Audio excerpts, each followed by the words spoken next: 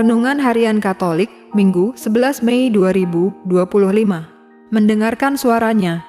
Domba-dombaku mendengarkan suaraku dan aku mengenal mereka dan mereka mengikuti aku. Yohanes bab 10, ayat 27. Saudara-saudara, banyak hal yang pantas direnungkan pada hari Minggu panggilan ini. Namun, baiklah kita fokus pada kata mendengarkan.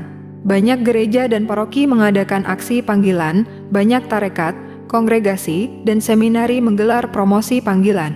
Mendengarkan kesaksian panggilan para romo, suster, dan frater-frater yang dihadirkan. Berbagi aneka kisah hidup para romo, suster, dan frater mendengarkan panggilan Tuhan.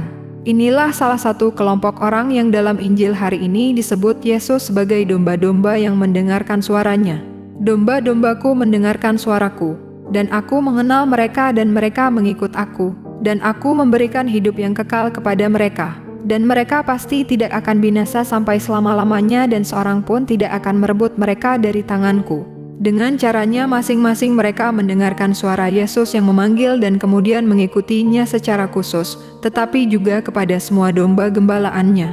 Yesus mengumpamakan dirinya dengan seorang gembala dan umatnya adalah domba-domba. Hal ini mau menegaskan bahwa ia mengenal mereka dan mereka mengenal dan mendengarkan suaranya. Bacaan pertama dari Kisah Para Rasul menceritakan tentang Paulus dan Barnabas yang menjadi figur inspiratif domba yang mendengarkan suara sang gembala. Mereka berdua mengajar orang-orang Yahudi, hampir seluruh kota berkumpul untuk mendengarkan firman Allah. Bukan hanya kepada orang Yahudi, tetapi juga kepada bangsa-bangsa lain. Sebab inilah yang diperintahkan kepada kami. Aku telah menentukan engkau menjadi terang bagi bangsa-bangsa yang tidak mengenal Allah, supaya engkau membawa keselamatan sampai ke ujung bumi. Warta keselamatan harus diperdengarkan sampai ke ujung bumi. Karena itu, dibutuhkan semakin banyak orang yang turut terlibat dalam karya keselamatan ini. Kiranya semakin banyak orang yang mendengarkan panggilan Tuhan dan menjawabnya untuk menjalankan misi pewartaan Kristus.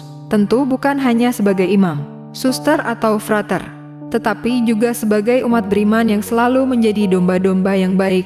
Untuk dapat menjadi murid Yesus, kita harus mendengarkan suaranya, mengenal dan melaksanakan perintahnya.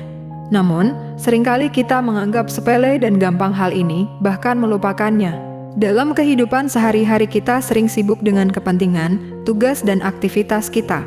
Kita begitu ditenggelamkan oleh berbagai macam urusan sehingga kita tidak dapat mendengarkan suara Tuhan dalam hidup kita. Tuhan begitu rindu agar kita mendengarkan suaranya. Dia mau menyatakan kasih-Nya kepada kita, dan Ia mau menjadi Tuhan dan Allah kita. Dia menunggu kita setiap saat.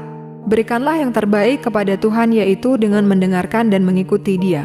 Kita semua adalah orang berdosa dan tidak pantas. Bedanya ada yang tetap terbuka pada bantuan, dan ada yang tidak. Darah Yesus sudah ditumpahkan agar kita dapat melewati kesulitan hidup, bahkan mencuci hidup kita dalam darah-Nya, sehingga jubah hidup kita menjadi putih berkilauan. Yesus juga selalu berusaha keras agar kita tidak terlepas dari kawanan domba-Nya. Masalahnya, kadang memang kita sendiri yang begitu yakin akan ketidakpantasan kita sehingga justru menutup diri dan menjauh. Tuhan, kami mau bertobat dan mendengarkan suara-Mu sehingga kami dapat mengetahui dan melaksanakan perintah-Mu dan mengikut-Mu. Demikian renungan hari ini, selamat beraktivitas. Semoga semuanya lancar, sukses, serta selamat. Tuhan memberkati.